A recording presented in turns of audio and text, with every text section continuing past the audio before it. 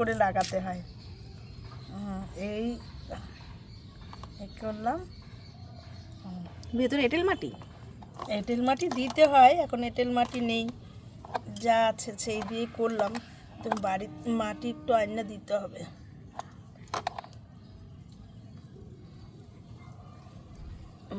এটা পদ্ম গাছ না, জলপদ্ম? জলপদ্ম, জলপদ্ম লাগানো হচ্ছে। এই যে যে ব্যঙ্গ করলো এই লোকটা হচ্ছে এটা, সবাই দেখে রাখুন, এনাকে রাস্তায় দেখলে এইভাবে ব্যঙ্গ করবেন। আর যখন এখানে জল দিবি এরকমভাবে নিবি, হাতে হাতে এই দিকটাতে জল দিবি।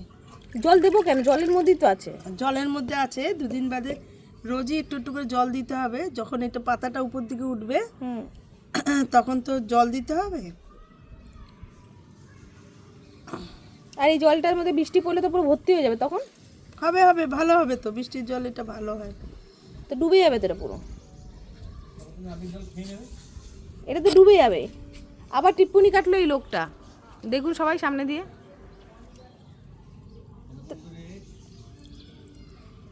তো বৃষ্টির জলে ভর্তি হয়ে গেলে তখন তো এটা ডুবে যাবে, অসুবিধা হবে না? কোনো অসুবিধা নেই, জলপদ্ম লাগানো হলো। জলপদ্ম জলেই থাকে। বাহ,